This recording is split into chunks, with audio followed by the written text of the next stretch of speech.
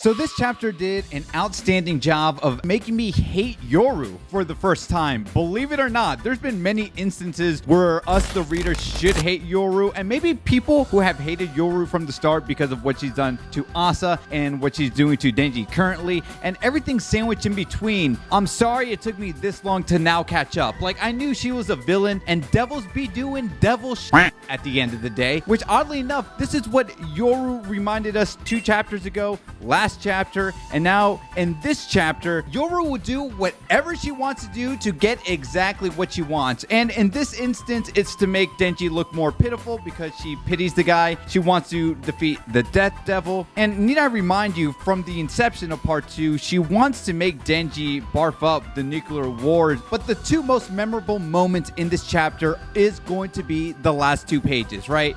Denji, I will make love with you if you defeat the Death Devil, and if you do not, I will turn you into a weapon and I will defeat the Death Devil. Look at the way Yoru looks at Denji with so much intent and so much passion. Doesn't it remind you of someone else who said something along the same thing? Denji, if you defeat the Gun Devil, I will grant any desire that you want. And at the time when we didn't learn Denji, we just knew, yeah, he was down bad. And, you know, when you have someone as bad as Makima make a promise of, you know, I'll give you whatever you desire. And we're getting a different version of that in this chapter. And what's there to say at this point? Like, we all agree here that Denji is just going through so much tragedy and hurt and abuse. And we know the sex drive is his, like, weakness. But let's be real. The sex drive is, like, quite literally everyone's weakness. God, why are wars fought in the first place? It's a bit nuanced, but if you really want to break it down, why does someone do X, Y, and Z? It's all for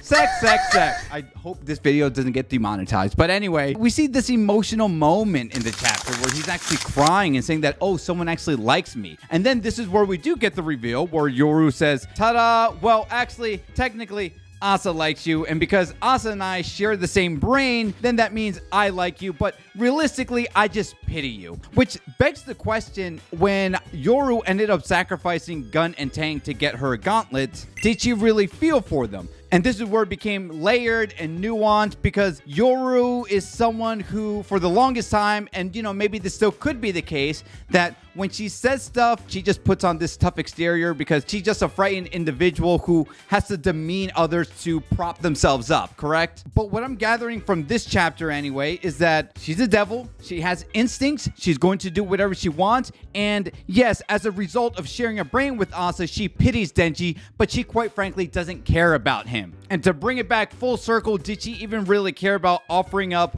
Gun and Tang for her gauntlets? I don't know. There's a part of me that says yes, but what if she only felt bad because she shared the part of Asa's memory or brain that made her feel bad about it? This is what I find so troubling about Yoru in this chapter, where she's basically seizing this opportunity to make out with Denji because she likes it and she knows that he likes it, and really giving no autonomy to what Asa is feeling currently. You know, we haven't seen Asa in the past few chapters, and I'm really now begging for an Asa POV just to see what exactly is going on from her perspective, because, you know, we know Yoru said that Asa is mentally going to lose it because she felt guilty of what happened with the city of Tokyo just having a big crater after that destruction with Chainsaw Man. But we've seen many chapters where Asa and Yoru can basically snap the way that Bruce Banner can control the Hulk, where it's like, hey, time to turn to Hulk, time to turn to Bruce Banner. You know, we've seen Asa take control and initiative, so I'm curious to know why she isn't doing it now. Again, maybe that just could play into the part of her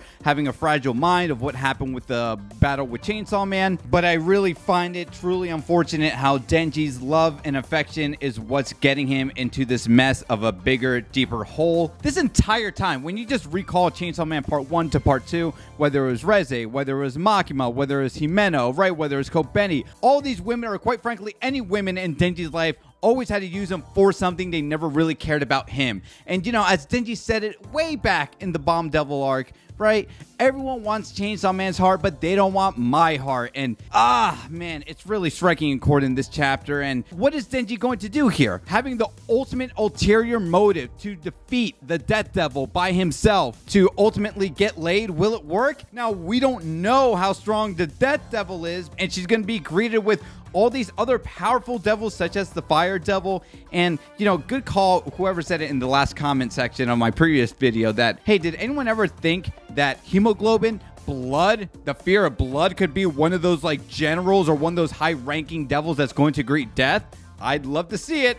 What are your guys' thoughts on that? I digress. But how's Denji going to do this? And I still think that Denji is going to be turned into a weapon, but I don't like that now when we get there, it's not because of a selfless act of love or, you know, him knowing that like, hey, yeah, maybe I have to give up. I have to relinquish control and turn into a weapon with the help of Yoru to defeat the Death Devil. Now there's just really some sticky terms now in this contract for that to happen, not like an actual contract, metaphorically speaking. So guys, let me know your thoughts in the comments down below. By the way, we are restocking the War vs. Chainsaw Man playmat, which you can use as a mouse pad, of course. So if you use discount code Fumiko, you will get 50% off of those. But anyway, we're going to discuss the rest of this during the live stream later on today, which you can go ahead and click right here.